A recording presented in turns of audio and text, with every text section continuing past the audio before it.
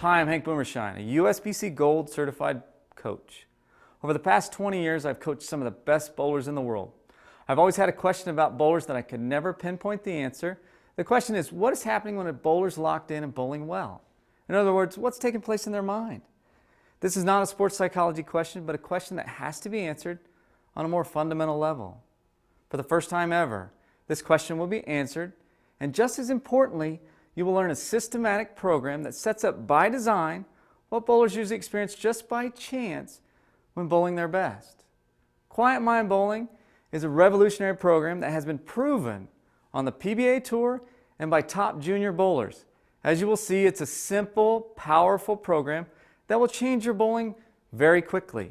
Storm Bowling is proud to be a sponsor of this program, and we are delighted that you purchased it. Hi, I'm Rhino Page, and I'm really happy you bought this program. This program has changed my career, and I'm confident it'll help you reach your full potential as a bowler. Today we're here at the Storm Bowling Products Test Facility. We're just 50 feet away from me. They are making the newest and greatest products on earth. I want to tell you about my rookie season on the PBA Tour. Not only was I Rookie of the Year, but I had one of the greatest rookie seasons in the history of the PBA. Why? Because I was having a really special experience. I was bowling with great confidence, but even more importantly, a quiet mind. It seemed so surreal. Just about every time I bowled, I felt extremely quiet. My shot execution was at a very high level, and I saw the lane so clearly it allowed me to make moves at a blink of an eye. I think you have an idea of this great feeling. It's like having that career night at league or a great tournament performance on a very consistent basis. However, there was only one problem. I didn't know how or why this was happening. In fact, I found myself going into performances hoping I would do good, rather than knowing I had the tools to consistently perform well. I think you know exactly what I'm talking about. Sure enough, after that season, it was very difficult to get back to that place. Sure, good performances came here and there, as they do for all of us, but never consistently. And again, I never knew why or how. I felt as if I had slipped behind my competition. A few years later, as the 2011-12 season came to a close, it felt like I had never been further away from that feeling, and my performances reflected it. It not only was my worst season to date, but the frustration and discouragement it brought was so overwhelming that I was ready to call it a career. Those zone experiences that had led me to become Rookie of the Year and also led to outstanding performances for Team USA were nowhere to be found. All I felt while I played was a constant battle in my head, the exact opposite of what I had experienced my rookie season. Quietness was non-existent, and it seemed the harder I tried to look for that quietness, the further away it went. Shortly thereafter, I heard about a mental program that Stephen Yellen had put together. I was never into sports psychology, so I was a bit skeptical at first, but very quickly I learned that Stephen's program has nothing to do with sports psychology, but rather sports science. I knew I had the capability to be one of the best bowlers in the world, but I needed some help. I didn't know how to access my full potential on a regular basis. Little did I know, I was about to learn how all athletes, whether or not they are aware of it, access their natural talent and how the brain functions during competition. To me, the thought of being able to bowl consistently with a quiet mind seemed tough to achieve. And let me tell you, boy was I wrong. Since being a part of this program, I can tell you my game has completely turned around. I now bowl with a quiet mind, and I'm able to access the muscle memory I've stored up no matter how much pressure a situation may bring. This new feeling of confidence is worth its weight in gold. So what is the big secret? Well, in a minute, Stephen will explain how the brain has to function in order to produce freedom in the body. His program is revolutionary, and I'm very confident it can elevate your game. I can absolutely guarantee we have all experienced what Stephen teaches, but we never had a systematic program to experience it consistently. In fact, I would be willing to bet that when you had this experience, it felt very, very simple. And you only wish that you could have the experience every time you stepped on the lane. Well, your wishing is over. Here's Steven, and I'll be back to teach you some very important drills that'll help you bring your game to the next level.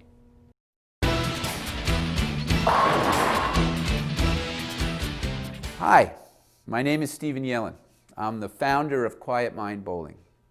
You just heard Rhino's story. It's a fabulous story. PBA Rookie of the Year. Well, that's a dream for a rookie professional. And then what happened? He really couldn't repeat that performance in subsequent years. And then he learned our program. It turned his career around. And what happened to Rhino is he started to use his mind and his brain the way it's supposed to function in order to produce peak performance experiences. He started to use his mind more effectively. Now, even though this is a mental training program, this has nothing to do with sports psychology. I'm not a sports psychologist. This is training the mind how to operate in order to free up the body. So, I'd like to give you just a brief background of what has to happen in the mind in order to produce freedom in the body. And here we go. And don't worry about these terms. There's not going to be any test at the end. I just want you to have an overview of it. So in order to produce motion, any motion in the body, whether it's motion of walking across the street or motion of bowling or hitting a drive or serving a tennis ball, a signal about that motion enters the brain. And there's two parts of the brain that are very important in producing motion. One is called the prefrontal cortex. Again, don't worry about the term, prefrontal cortex, and we'll just label that as PFC. And the other is called the motor system. Now, when you are bowling your best, when you are really locked in and in the zone, the signal about that motion bypasses the prefrontal cortex, goes right to the motor system, and it's the motor system which communicates with the body. And that's when the body is free. The problem occurs, and it's a big problem, when the prefrontal cortex, that part of the brain known as the prefrontal cortex, intercepts the signal is delayed in moving to the motor system, and when the signal is delayed in moving to the motor system in the middle of a motion, that's when the bulk of your core muscles dominate. And you know that feeling, it's very heavy, you don't feel free, you don't feel fluid. So the whole key in executing a powerful, simple, successful motion is when the prefrontal cortex does not intercept that signal. Now, if you were to sit down with 100 great athletes, different sports, including bowling, and you ask them, how did you feel when you played your best? You can put all their answers into three categories. One, time slowed down. I had all the time in the world. I never felt rushed. You think of it as a bowler when you had your best games. It just felt like everything was moving in slow motion. No one says, hey, I bowled a 300 game and everything happened really, really fast. No, they're going to say the opposite. Kobe doesn't score 50 points in an NBA playoff game and say, you know, the whole thing was very, very fast. No, he says that time slowed down. Why does he say that? He has to say it. A bowler has to say that when they bowl really, really well. Why? The experience of time is controlled by neurons in the prefrontal cortex and neurons in the motor system. When the prefrontal cortex intercepts that signal, and I'll give you a little clue about the prefrontal cortex, it's also the intellect, the discriminating intellect. When the intellect gets engaged and intercepts that signal, then the neurons in the prefrontal cortex, the intellect, overshadow the neurons in the motor system, and that's when time is moving fast. And of course, when the prefrontal cortex intercepts that signal, that's when the bulk of your core muscles dominate, and that's when you're out of the flow, when you're out of the sync. You know what I mean. The second thing that world-class athletes are going to say is that I wasn't thinking. My intellect shut down. Don't ask me what I was doing. It was like I was like mindless, playing out of my mind. You know that feeling. It just feels magical. The prefrontal cortex, as I just mentioned, is the intellect. It's the discriminating intellect of the mind. So when it's engaged, it will always feel like you are thinking. And you know that feeling when it feels like you're thinking. You've got no chance. You may think, okay, the more I focus, the more I concentrate, the more I'm engaged, the better I bowl. But you think about when you bowled your best. It was mindless. And the reason why, you have to have that experience. The intellect has to be disengaged. Otherwise, the signal is going to get caught there. It's going to get locked up there. And that's when the bulk of your core muscles dominate. The third experience they'll talk about was motion was so super fluid. It was so effortless. It was like my body was liquid, just free as a bird out of prison. Well, there's something called the fast twitch muscles. You've heard of this expression, fast twitch muscles. Those are the muscles responsible for producing tremendous ball speed with minimal effort, or tremendous club head speed in golf with minimal effort, or tremendous racket head speed in tennis with minimal effort. When the signal bypasses the prefrontal cortex, goes right to the motor system, there's a part of the motor system known as the cerebellum. Don't have to worry about it. Don't even have to spell it. It's no big deal. I'm just going to say it because I know it. The cerebellum controls the fast twitch muscles. So when the fast twitch muscles fire, that's when you're really locked in. So when the signal goes right to the motor system, the cerebellum can fire the fast twitch muscles. If the signal is delayed, the cerebellum cannot fire the fast twitch muscles, and that's when the bulk of your core muscles dominate. Got it? You follow the whole sequence? And we're going to call this good sequence of when the prefrontal cortex does not capture the signal, goes right to the motor system instantly communicates with the body and fires the fast twitch muscles. We're going to call that sequence the fluid motion factor. The fluid motion factor, because that's what produces fluidity in the brain, in the mind, and in the body. Now, this is where it gets really interesting. Everyone has a mind, everyone has a body. It's called the mind-body connection. And we can say the mind is like an ocean. We can say there are surface active levels of the mind, and then we can say that there are quieter levels of the mind. Everyone has this experience. Either the mind is very active, you're in the middle of work or whatever, and then you go to a park or you're just hanging out at the beach and the mind gets very settled and very quiet. We can also say the body has the same scheme. We can say that there are the gross bulkier core muscles of the body, and then we can say the body is like an ocean. It has deeper, more powerful levels. And we can say that there are the fast twitch muscles. These are the more powerful levels of the muscles of the body. Now, when you generate an intention from a surface level of the mind, you can only activate the gross bulkier core muscles. The gross bulkier core muscles are important, but if they dominate emotion, then you're going to be locked up. But, fortunately, when you generate an intention from a quieter level of the mind, you have to fire the fast twitch muscles. You don't have a choice. Now, when Rhino bowled his 300 game on TV in Japan, where do you think he was generating his intentions from? He was generating them from a very quiet, soft level of the mind. When a bowler struggles, where do you think they are generating their intentions from in the mind? From the surface level of the mind. That's why the bulkier core muscles have to dominate the motion. So in this program, you are going to learn how to generate intentions, how to think from this level of the mind and not from this level of the mind. And it's so powerful when you're able to have a systematic program to generate intentions from a quiet level of the mind. That's why it's called quiet mind bowling. Now, the interesting fact is that it's not what you are thinking that determines the outcome of your motion. Because if it was what you were thinking, you would just have the swing tip of the day and just live in that universe and you'd be fine. But you know sometimes you completely understand intellectually what you have to do and you still don't get the job done. So it's not what you are thinking. This is powerful. It's how you are thinking. It's where the intentions are generated from.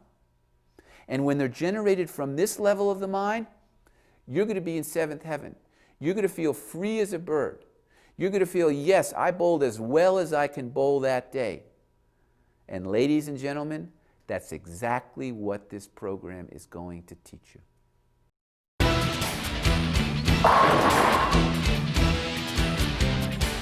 So what's the goal of this program? There's only one goal of this program, and that is to access the muscle memory you have already developed, to access the muscle memory you already own. We all know there's something called muscle memory. We all know it exists. It's not located in the muscles. The muscles don't have any memory. It's located in the brain. It's located in the part of the brain known as the basal ganglia. You don't have to remember that name.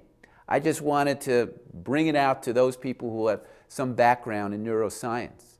It's located in this part of the brain. And how it works is this, is that once you start developing a good solid motion, once you've practiced a motion enough times where you have more or less grooved that motion, the memory of that motion is deposited in this part of the brain.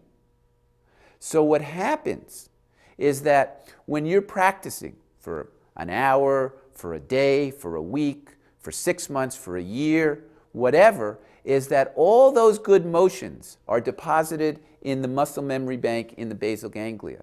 And when someone is really on top of their game, when someone is bowling really, really well, all they're doing is they're accessing what they already own. They're accessing the muscle memory they have already developed. And the analogy I like to give is this.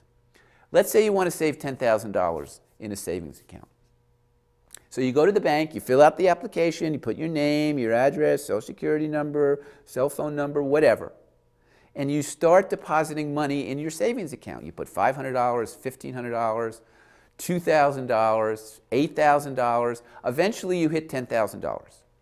You've reached your goal. You have $10,000 in your account. So you go to the bank on Monday, $10,000 is there. You go to the bank on Friday, $10,000 is there. You go to the bank 2 years from now, the $10,000 is there. It's exactly the same way with muscle memory. Once you have deposited enough muscle memory so your motion is grooved, you don't have to start over from scratch on every shot. You don't have to open up another savings account. All you have to do is access what you already own. And the great ones in any sport, somehow they're able to access what they already own. And when they're not consistent, it's because they have not been able to access what they already own on that day. Now, there are 3 priorities in this program. First priority, you have to activate the fluid motion factor. You have to activate it. You heard about the fluid motion factor. You know what the fluid motion factor is. If you don't activate the fluid motion factor, it doesn't matter how much determination you have, how much concentration you have, how much focus you have, you will not be able to execute to the high level that you're used to executing. You won't be able to access the muscle memory that you've developed. And when you're not able to access the muscle memory you've developed, when the fluid motion factor is shut down, that's when the bulk of your core muscles dominate the motion. And you know you don't want to be in that space. So the second priority of the program is to bury the DNA goal. Now, this is a new concept, DNA goal. What's the DNA goal? The DNA goal is the embedded goal in a sport. You never have to think about it. For instance, when someone's about to shoot a basketball, do you ever have to remind them, regardless of what's going on in the game, that it would be a good idea if the ball went in the basket? Oh, negatory. No, no, no. DNA goal. If someone is serving in tennis, Do you ever have to remind them that it would be a good idea if they got the ball in the service box? No, it's a DNA goal. If someone is bowling, do you ever have to remind them that it would be a good idea if you had a strike on this bowl? No, it's a DNA goal. You don't have to remind me. I'm not trying to throw a gutter ball. The problem occurs, and it's a big problem, when you take that which is embedded in the sport and you make it your deep surface goal. I have to throw a strike. I have to make this spare. Then what happens is systematically you shut down the fluid motion factor, which will allow you to execute and have a strike or make the spare. Bowlers, athletes equate concentration, focus, determination, having that DNA goal really right in your face. They equate that to execution. No. The only thing that equates to execution is if you activate the fluid motion factor so the body has the freedom to do what it wants to do, and you can access all those good motions that have been deposited in your basal ganglia, in your muscle memory. You see the point? It's a powerful point. You don't have to start over from scratch.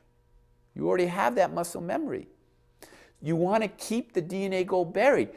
The goal is not to execute the DNA goal.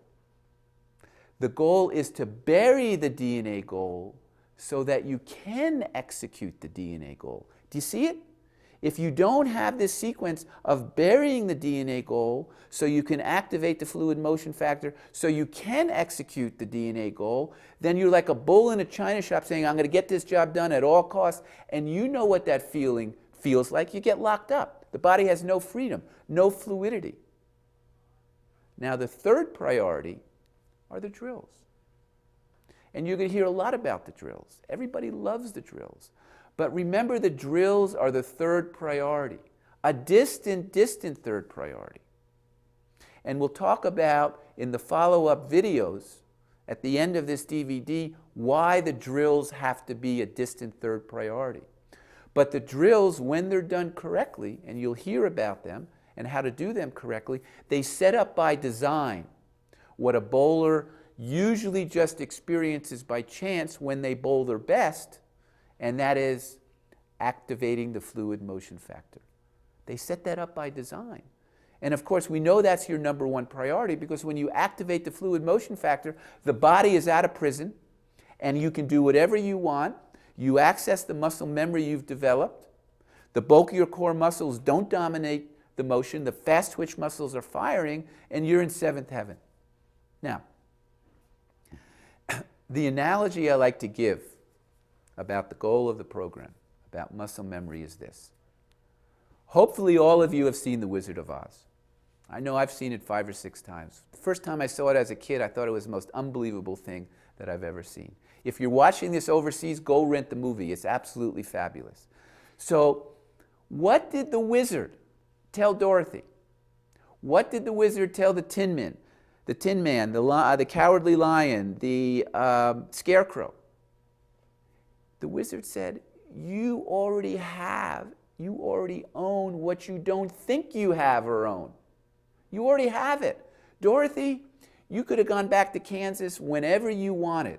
All you had to do was rub those magic red shoes together and say, I want to go home, I want to go home, I want to go see Annie M., and you would have been there in a flash. So you as a bowler, once you've developed enough muscle memory, you don't have to start over from scratch. Listen to the wizard's advice. And that's what this program is all about, is being able to access what you already own. This is powerful, powerful information, paradigm-shifting information, and it's going to make you a more consistent bowler.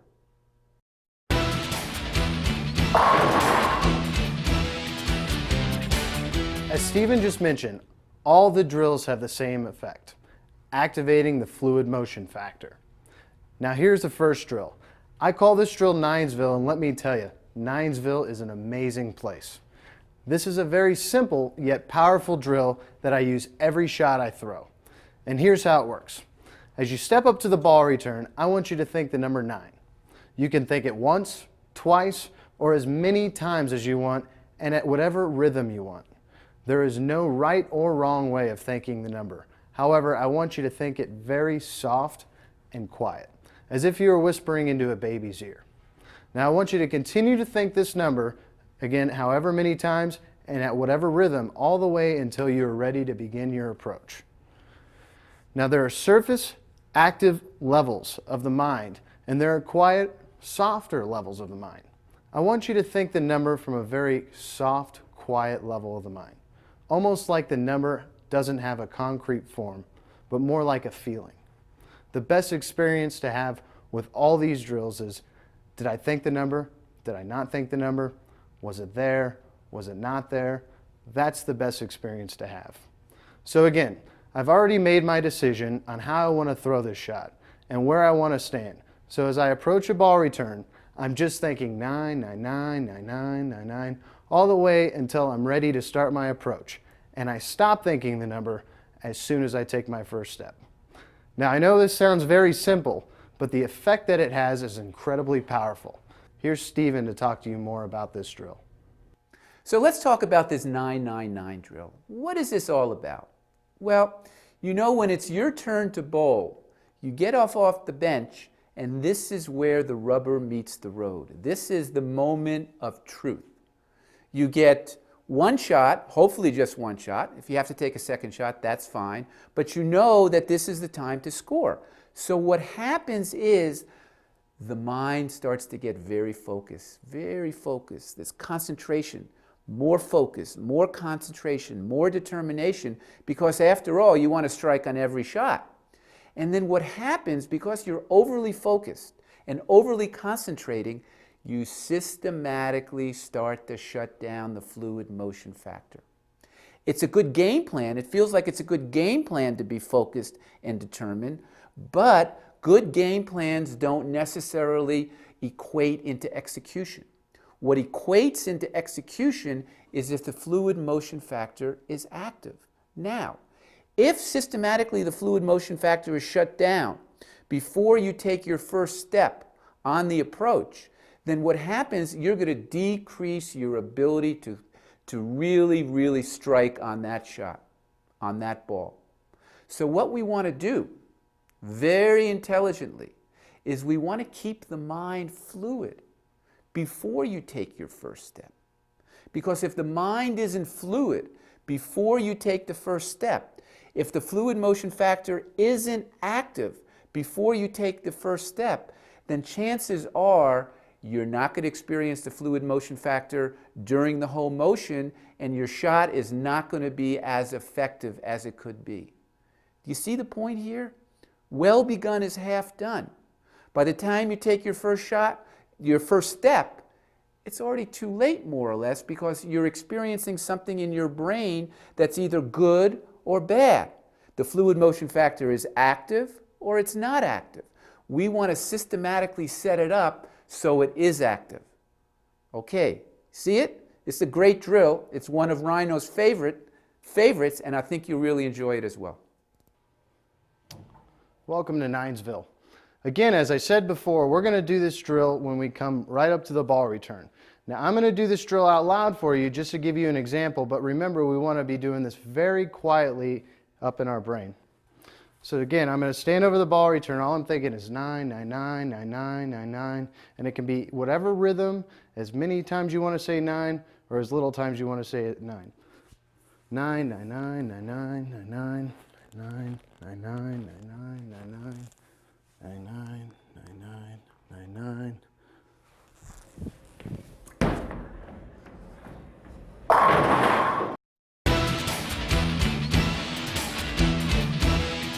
Now we're going to do the 9-8-7 drill. The 9-8-7 drill starts right when you start your approach. I want you to start by breaking your swing into 3 parts. The first step to this drill is, as you push away, I want you to think the number 9. Remember, you always think the number from a quiet level of the mind. As your ball reaches the top of your backswing, I want you to think the number 8. It doesn't have to be exactly at the top of the motion, just around the general vicinity. Then as you release the ball, or around the vicinity of the release, I want you to think the number 7. Okay, Let's go over the drill again. As you start your push away, you think the number 9. Then at the top of your swing, you think the number 8. And then as you release, you think the number 7. Got it? Good. Here's Steven to tell you more about this drill. Okay, now let's talk about this 9-8-7 drill. This, again, is one of Rhino's favorite drills. This is a very powerful drill. And you know, when you first hear this drill, you're probably thinking to yourself, well, how can I be counting 9 at push away, 8 at the top of the swing, 7 when I release? It's too much going on. I have to focus in on what I'm doing. No, no, no, no, no. No, you'll see, this is not how it works. How it works is usually people have too much focus and concentration when they bowl or when they perform any motion. So when they think they have to do something else, they say, no, no, no, I can't do that. But what you're going to experience is that this will actually make the mind more silent. And the dynamics of it is that in order to think 9 at push away, in order to think the number 9, again, we're thinking this number very softly, very delicately, it's almost a feeling, it has no concrete value. And when we think the number 8 at the top of our swing, and we think the number 9 or 7 at release, then what happens is that the mind actually starts to settle down. It starts to experience quieter levels of the thinking process. Because in order to think 9 at push away, in order to think 8 at the top of the motion, in order to think 7 at release, you have to prepare for that before you think the number. Now I'm taking you down here to a very subtle level. In order to think the number during a motion, the mind has to be very settled during the motion. If it's not settled during the motion, you're not going to be able to think of 8 at the top of your swing. And you're not going to be able to think of 7 when you release. So you're actually preparing to think of 8 or 7 before you get there. And how are you preparing? It's a beautiful thing. You have to activate the fluid motion factor.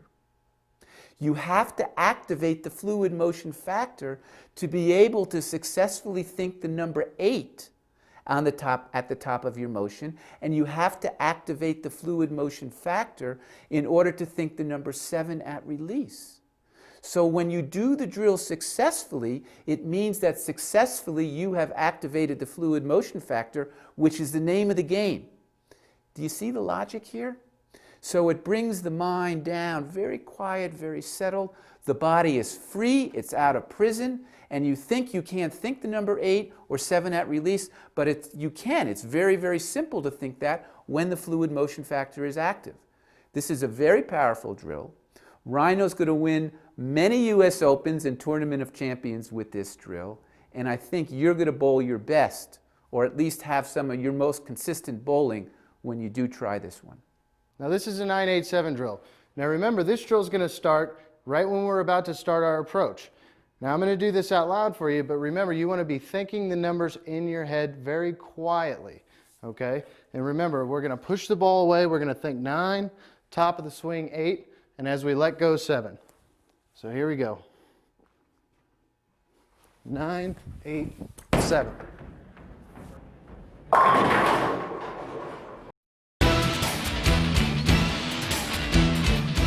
This next drill we're going to do is a facial expression drill. As I'm speaking to you now, you are more or less aware of what expression you have on your face. Now, right when you're lining up on the approach, right before you take your first step, I want you to be aware of the expression you have. It doesn't matter what expression you have, you can have any expression you want. Whatever you have is okay. The drill doesn't have to do with what expression you have on your face, but the fact that you are attempting to remember what expression you have. You see the point? This is a drill I've found incredibly powerful in moments of nervous tension or even in demanding tournaments such as the U.S. Open, where every shot demands quality. You got it? Good. Here's Steven to talk to you more about this drill. So let's talk about this facial expression drill. This is one of my favorites. I use it in all the sports that I play. And I play tennis, I play golf, I bowl. And I think you're really going to enjoy it, and I think you're going to see how powerful it really is. So what usually happens is right before someone takes their first step is they get very, very focused and very, very determined. And they feel that's a good game plan because now's my time to shine.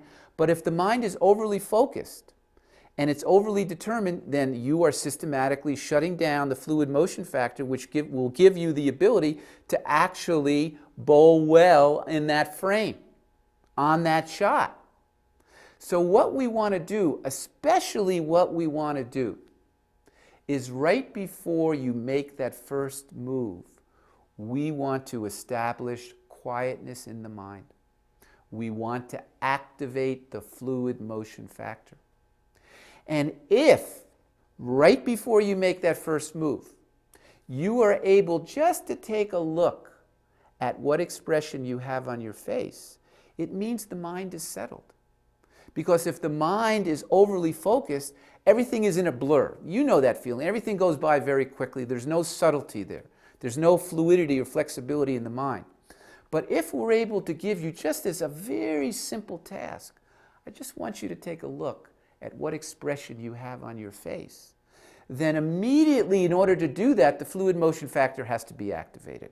And because that ability to do that right before you take your first step is so close to the motion, the non-motion is so close to the motion, then that gives you such a better chance of having the fluid motion factor activated when you do take that first step.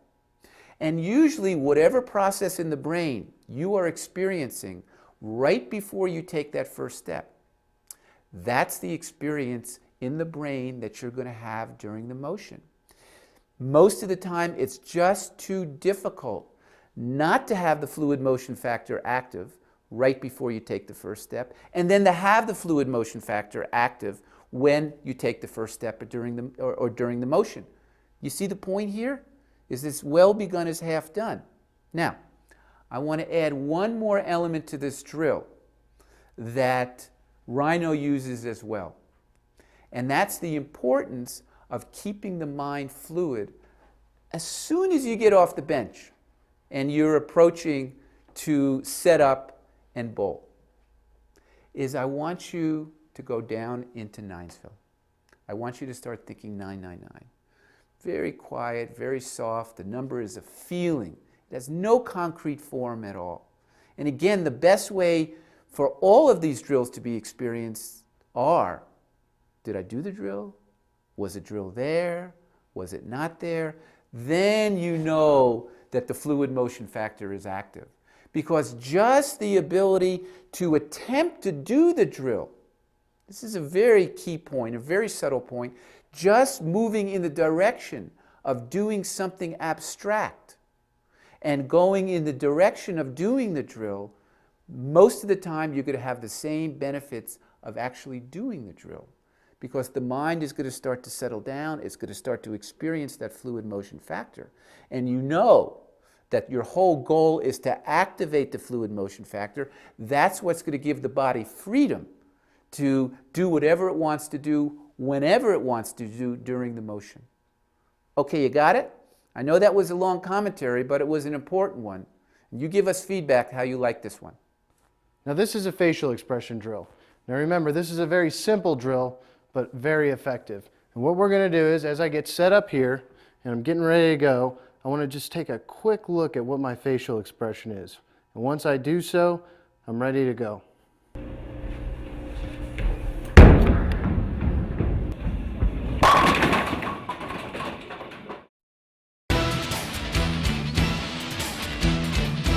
This next drill is very similar to the last one.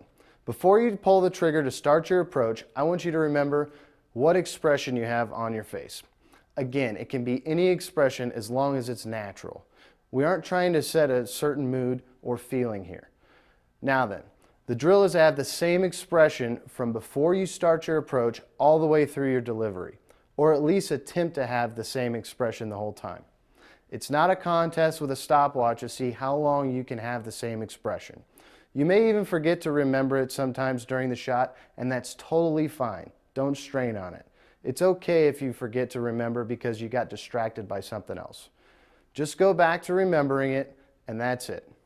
Okay, now here's Stephen to explain the effects of this drill in more detail. Okay, this is a variation, an extended variation on the expression drill. As Rhino just described it, right before push away, you remember what expression you have on your face. Now, it doesn't matter what expression you have on your face. You're not trying to be relaxed. You're not trying to be too focused. You're not trying to be too determined. You're not trying to have too much concentration. Whatever you have, that's what you have on that shot.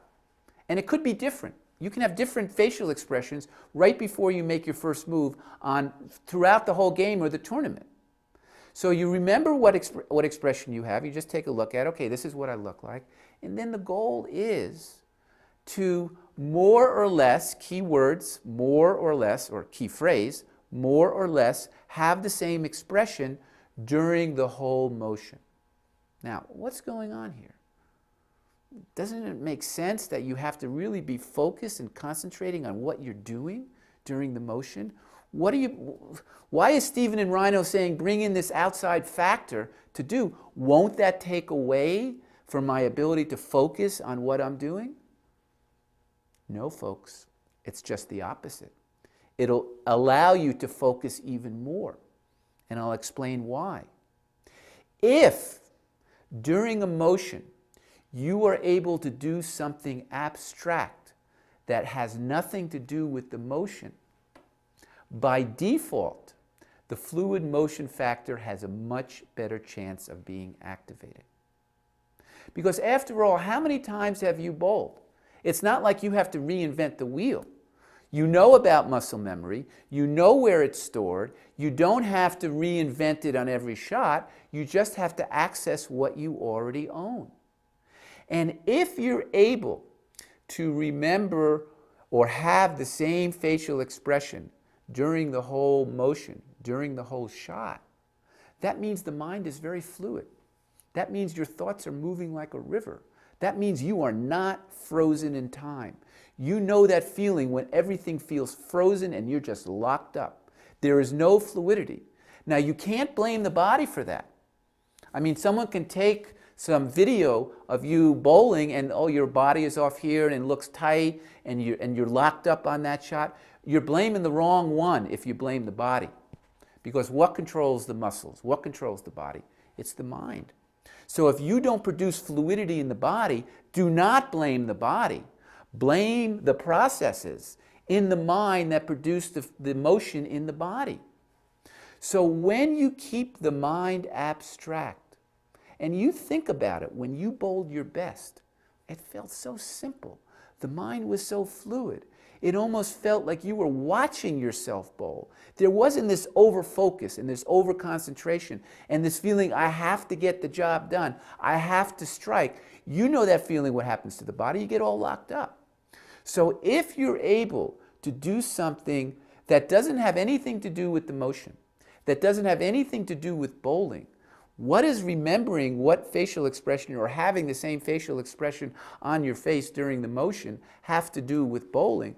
Well, guess what? It could have a lot to do with it, because if it activates the fluid motion factor consistently, you're going to be a very, very happy camper and a very, very happy bowler at the end of the day.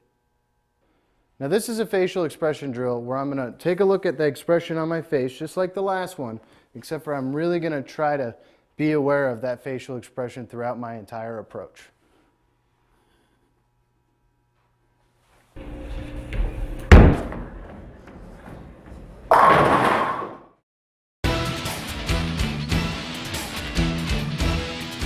This next drill is called the 3-in-1 drill.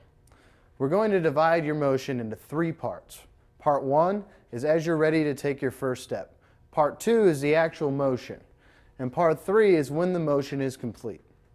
Now, as you're on the approach and about to take your first step, I want you to ask yourself this question. If someone took the ball out of my hand, would I feel more or less the same? And by feel, I don't mean as much physical as much as I do mentally. The key phrase is more or less. When you have a ball in your hand, you're anticipating a shot. So you'll always feel different than if the ball is not in your hand. I don't want there to be much of a contrast. If there is a big contrast on how you would feel if the ball were not in your hand, the fluid motion factor will shut down. If the fluid motion factor is shut down before you take your first step, then it's usually difficult to activate it once the motion starts, and your motion will not be what you want.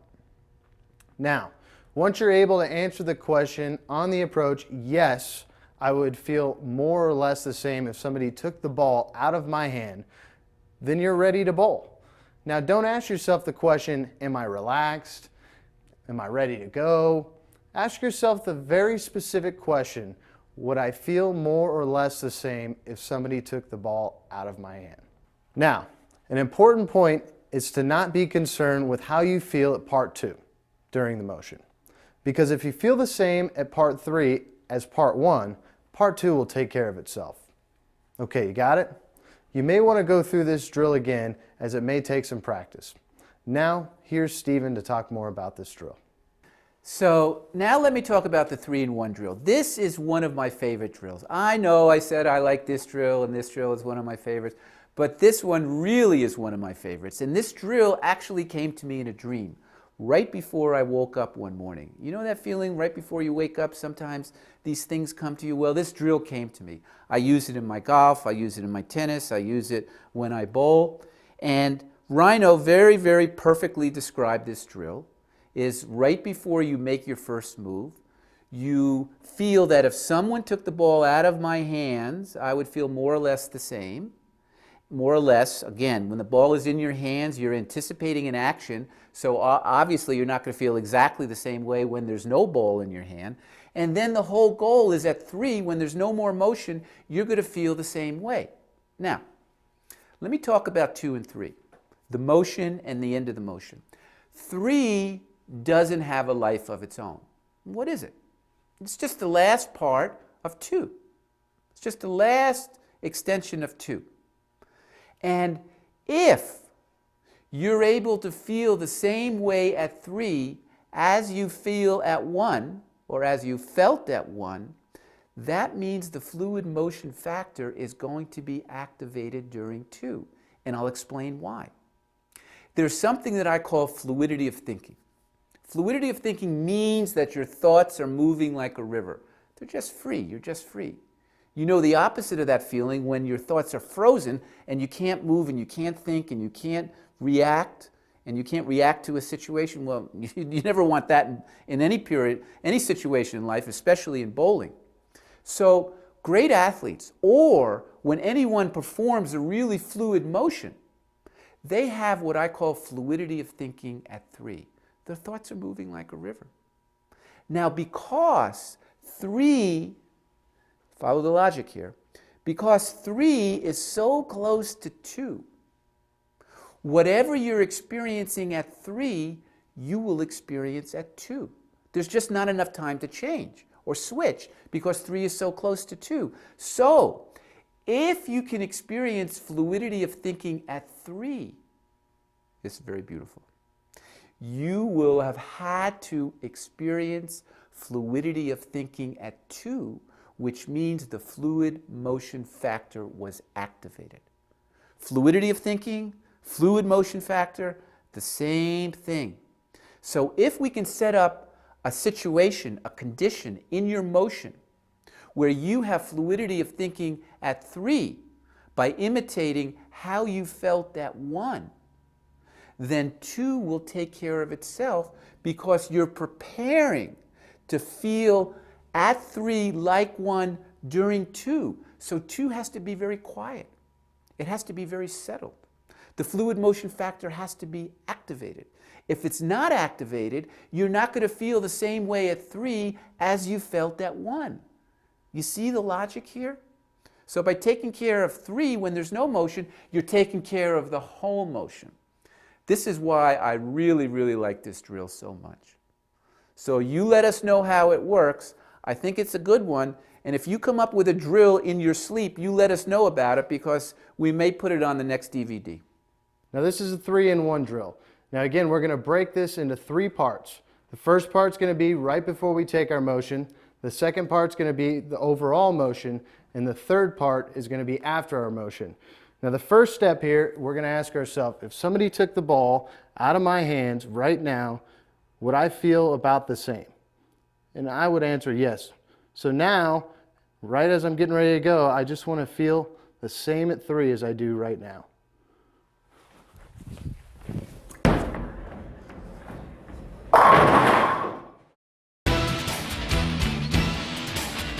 So now that we've given you these drills, I want to tell you a little bit about how I use this program. It's really important to understand, first of all, that these drills are not set in stone. You can use them and vary them whichever way that it works best for you. For example, for me, what I like to do is I always go to Ninesville right away. Ninesville is very relaxing to me and keeps all the inner demons away from me from second guessing myself. And then from there, what I do is I use the 987 drill. 987 drill just keeps me from interfering with myself in the motion that I'm about to make. Now, as I said before earlier in the DVD, I like to sometimes use the facial expression drill under times of nervous tension or when I'm bowling on a condition that's incredibly tough. And why this is because I don't want to think about, hey, I can't miss left, I can't miss right, all those inner demons that start chirping. That drill really helps me get in the moment. So it's important to understand you can combine parts of these drills for whatever suits your game the best.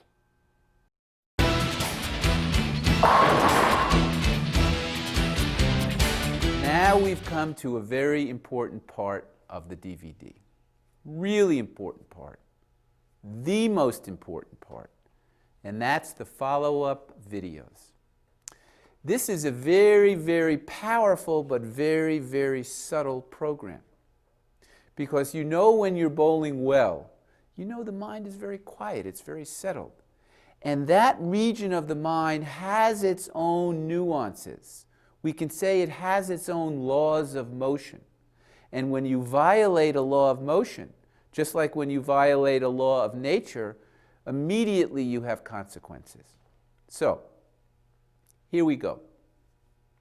What happens is when we learn something, we want to feel that the more we practice it, the better we get.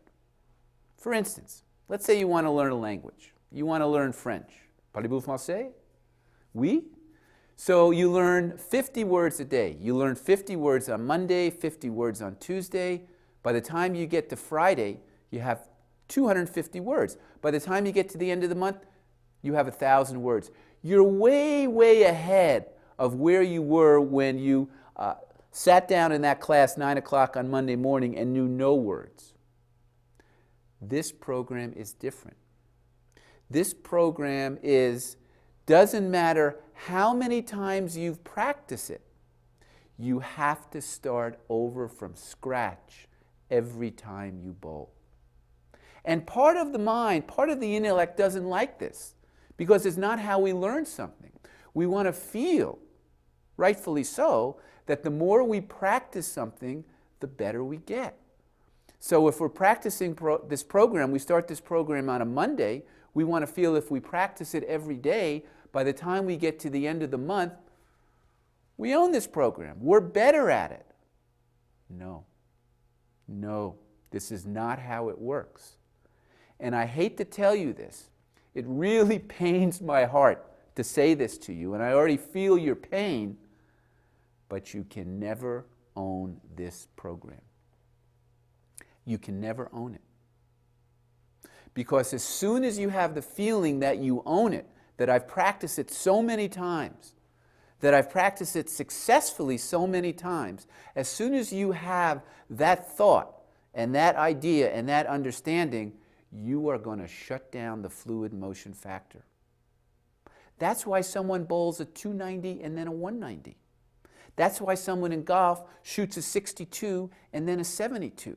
Because they slip into that state, they slip into that zone, and then they feel, I've got it now. And then as soon as they have that feeling, I've got it now, then most of the time it starts to go farther away.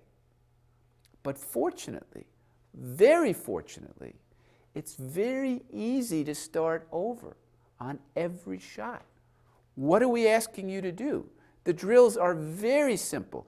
It's not calculus, it's not physics, it's not biology. We're asking you to do this simple thing, but you have to do that simple thing like you're doing it for the first time. It's not like learning French, it's not like learning biology. That's why the zone is so elusive. So if you keep this in the back of your mind all the time, what will happen, it will accelerate your learning curve in the whole program. So past performance is not indicative of future success.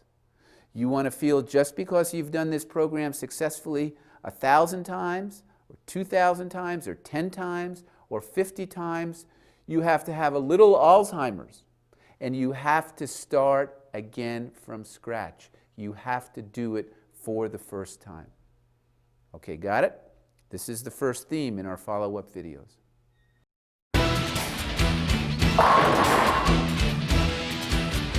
Now this is the second theme for the follow-up videos. The mind, the way our mind works is we always are drinking order from the universe, from our world. We're always looking for a pattern. When we find a pattern, there's this feeling of security. It's like a security blanket. Get up at the same time, we have the same routine, we see the same friends. When we're ready to go to bed, we have the same routine and everything. We have this security when we find a pattern. That's how our mind works. Now, this is how the mind works when you're learning something new. So, you do the drill and you get a good result. And you do the drill and you throw a strike. And you do the drill and you convert the spare. So the mind, because it's looking for a pattern, it's looking for an order, wherever it goes, it starts to figure out, you know, I just do the drill and I'm going to be in good shape. I do the drill, I'm going to throw a strike. I do the drill, I'm going to make the spare. And as soon as you connect that, doing the drill, to a result, then the fluid motion factor starts to shut down. Because what you start doing is you start over-anticipating the results before they happen. Just how the mind works when it figures out the pattern. Oh, I'm going to do this drill, and I know I'm going to throw a good ball. Oh, I'm going to do this drill, and I know I'm going to convert this strike. No. As soon as you start going in that direction, then what you're going to find is that you're going to be generating thoughts and intentions and the drill from this level of the mind, not from this level of the mind. And then the bulkier core muscles start to take over. So what you want to do with this, you have to approach this and understand it from a different way of understanding learning a language or learning or trying to figure out a pattern. There's no pattern here. It's not that you do it 10 times or 20 times or 100 times or 1,000 times and you figure out the pattern. Rhino had a spectacular season because he started over from scratch on every shot. There wasn't a pattern there. And when you have that innocence on every shot and you don't figure out the pattern and you don't over-anticipate an action that has not yet occurred, what happens is you have a much better chance of activating the fluid motion factor, which is your #1 priority. You see it? It's going to take a little bit of time to get used to it, because the first thing that we want to do when we start doing something successfully is we want to try to figure it out and hold on to that pattern.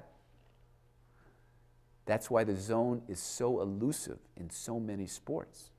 That's why a guy bowls a 290 then a 190. That's why a golfer shoots a 62 and then a 74. He's trying to figure out the pattern where when he's in the zone there's no pattern. He's just starting innocently from scratch on every shot. Okay, you got it? It's something to think about it. Give us some feedback on it. Okay.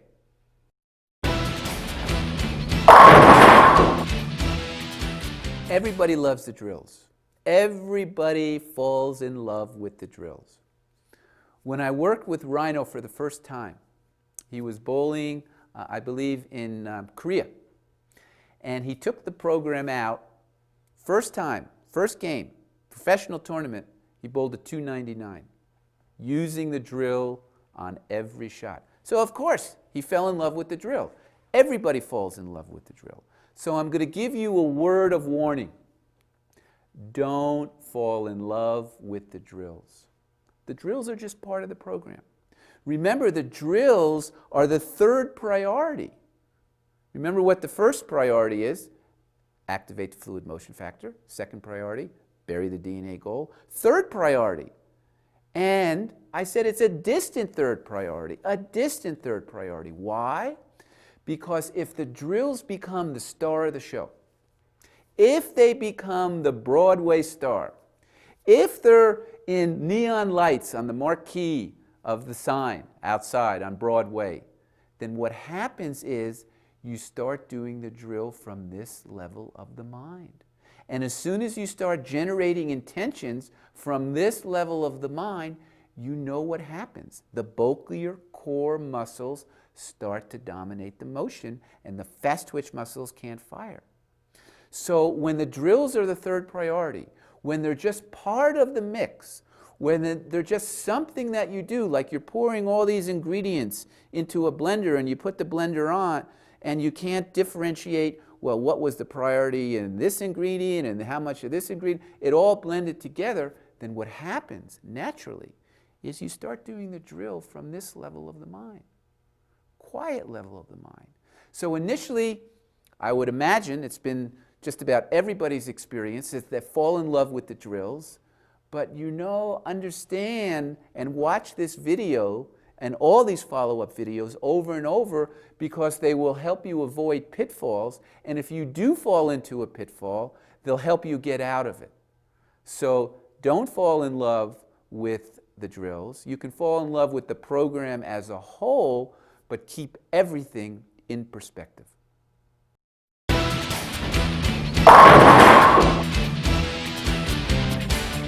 The body will always give you feedback after emotion. And the feedback will be either I was in prison or I wasn't in prison. Either I was 75% in prison or I was 50% in prison or I was 100% in prison. You know what I mean. That feeling of freedom. Either you have that feeling of freedom or you have certain percentages of that feeling of freedom. Now, when you do the program, when you bowl after the shot, immediately the body's going to give you feedback. It's going to say, well, I felt like this, or I felt like this, 50%, 75%. So if you don't get the feedback that you're satisfied with, and I'm not talking about the results, you can get good feedback and you bowled exactly the way you wanted on that shot, things didn't work out, but the feedback was good, that's fine. But if the feedback is not good, if it feels, you know what, I felt a little locked up, I felt a little in prison, then there's always two things you can do on the next shot. Always. One, you bury the DNA goal deeper. Because usually what happens when the body doesn't give you good feedback is that the DNA goal was on the surface level of the mind. It was in your surface attention of what you had and what you wanted to accomplish on that shot. So and when that happens, you know what happens when that happens. Is the fluid motion factor systematically starts to shut down. Remember, the goal is not to execute the DNA goal, it's to bury the DNA goal so you can execute it. So the first thing you can do if you don't get good feedback after the shot is you bury the DNA goal and then you do the drill softer. These two things, bury the DNA goal deeper, do the drill softer. Because if the body was in prison, if you felt locked up, it meant that all your intentions, whether you're doing a drill or you're not doing a drill, were generated from a very surface level of the mind, which imprisons the body. So on the next shot, you want to generate the intentions from here, so you do the drill softer. Okay, you got it? Don't get good feedback? Bury the DNA goal deeper. Do the drill softer.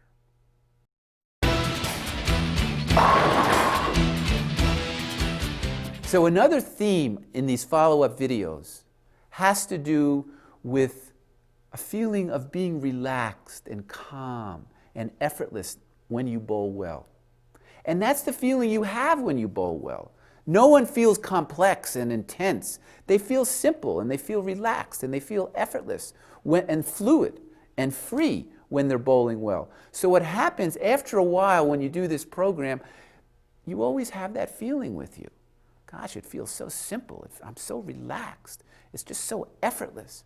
And after a while, because the mind is looking for a pattern, it starts to want to have that mood all the time, right away, right when you take your first step on the approach. And when that happens, when you look for that mood, when you're looking for that mood because you associate it with bowling well, the program starts to break down because you're putting the cart before the horse. If and when you do the program correctly, that mood will find you. It'll always find you. It knows exactly where you live and it'll knock on your door.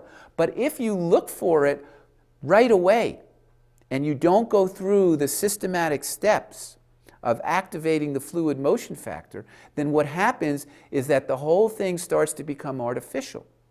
You start to become too passive. You start to become too lethargic, too relaxed.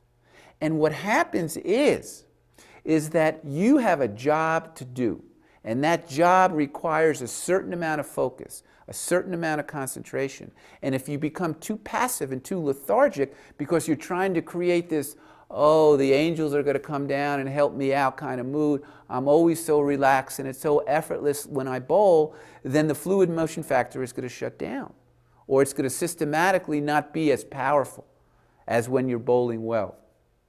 So in the words of Cyndi Lauper, one of my favorite singers, you have to be true to your colors. You have to be true to your school. No mood making. You're not trying to create any mood. Whatever mood you have, that's it. You just do the program as you were instructed, as you learned on this DVD, and the right mood will find you. You don't go out and look for it. This is a powerful concept. So you can't watch these follow-up videos enough because they'll help you with any pitfall that you find that you'll fall into with the program.